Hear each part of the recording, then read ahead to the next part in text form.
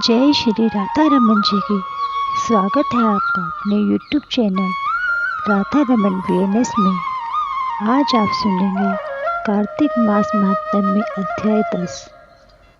कार्तिक मास महात्म्य 9 में आपने सुना, राजा प्रतु के पूछने पर श्री नारद जी ने उन्हें तुलसी की महत्ता के विषय में बताते हुए कि भगवान श्री हरि विष्णु को तुलसी इतनी प्यारी क्यों लगती है तथा यह कैसे और कहाँ उत्पन्न हुई, आगे की चर्चा अब सुनते हैं।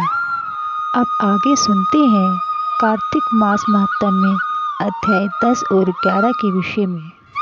श्री नारद जी बोले, ऐसा कहकर शंकर जी ने उस नेत्राग्नि को हाथ में लेकर खारे समुद्र में फेंक दिया और वह आग गंगा सागर के संगम में गिरी। उक्त स्थान पर गिरते ही वह अग्नि बालक रूप में परिणित हो गई तथा वह बालक रोने लगा। उस बालक के रोदन से संपूर्ण पृथ्वी बारंबार कांपने लगी।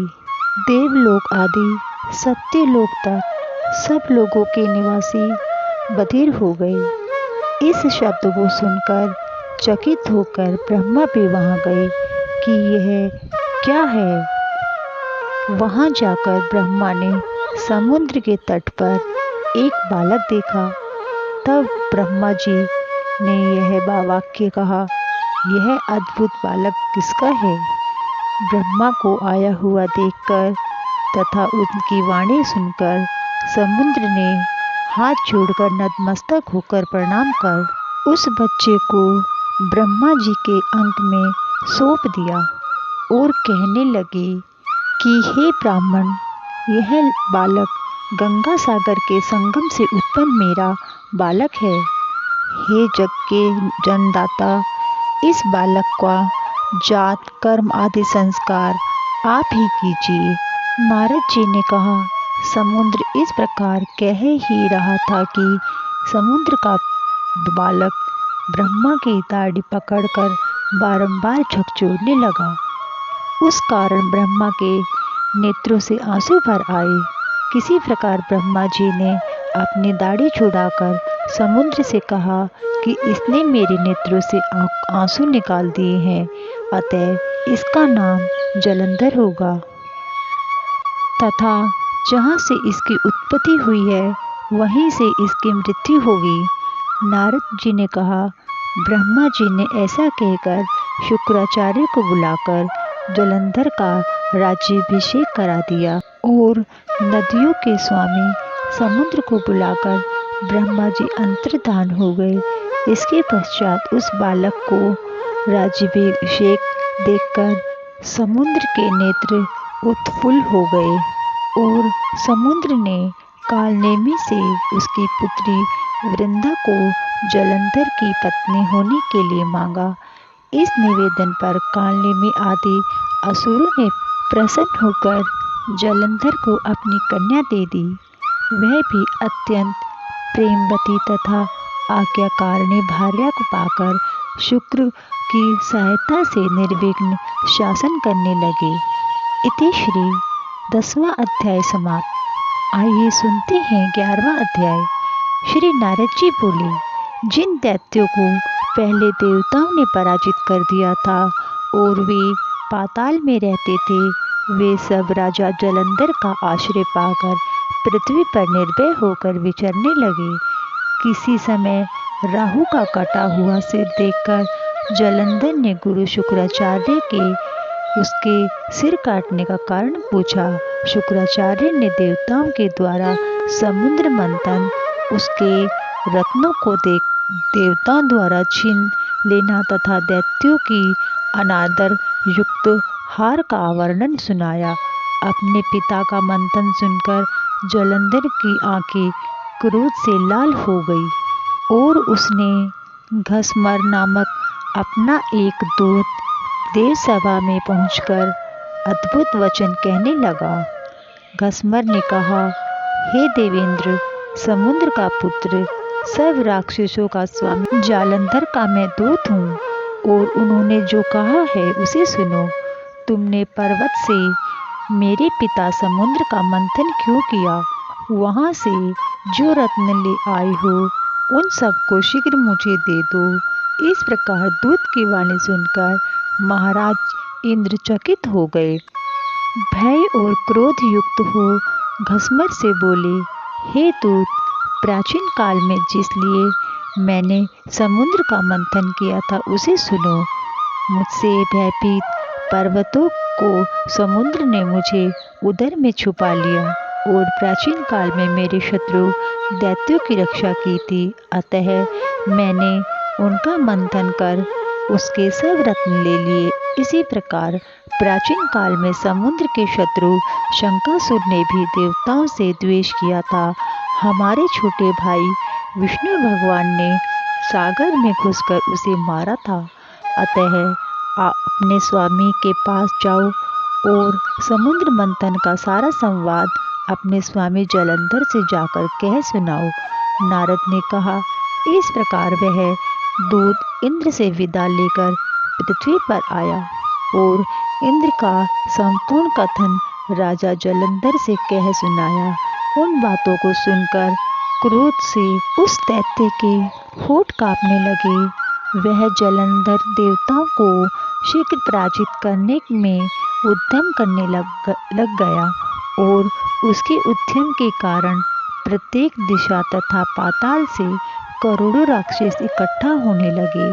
अपनी करोड़ों सेना को साथ लेकर शुंभ निशंबादित दैत्यपति वहां आ पहुंचे।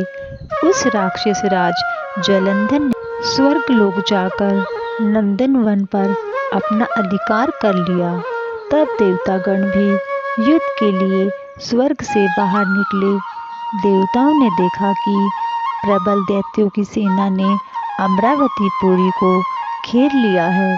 अतः देवताओं और दैत्यों की सेना में घमासान युद्ध होने लगा।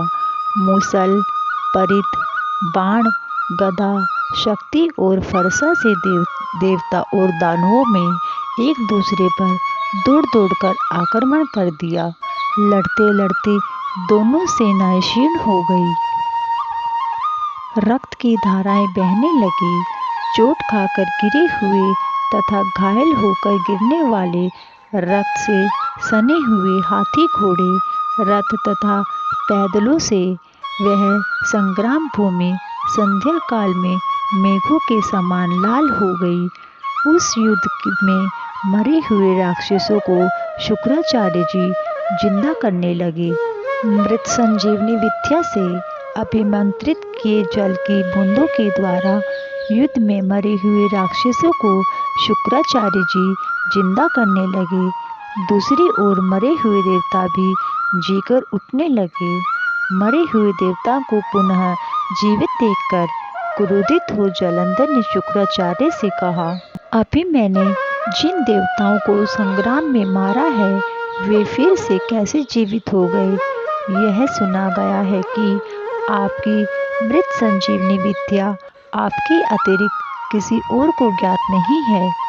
इस पर शुक्राचार्य ने कहा, देवताओं के आचार्य बृहस्पति द्रोणाचल से दिव्य औषधि को लाकर देवताओं को जिंदा करने लगे हैं। अतः तुम द्रोणाचल को हर लो। नारद ने कहा।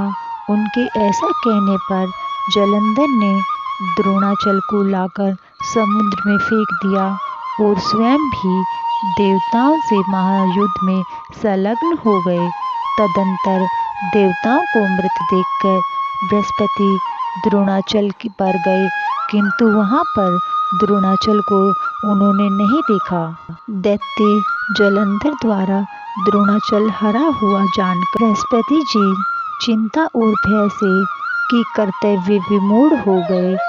उच्छ्वास लेते हुए ब्रह्मा जी ने आकर दूर से ही कहा, हे देवगणों, आप लोग जल्दी से भागो, क्योंकि आप लोग इसे जीने में समर्थ नहीं है। यह राक्षस श्री शंकर के अंश से उत्पन्न हुआ है। तुम लोग इंद्र की चेष्टा को स्मरण करो।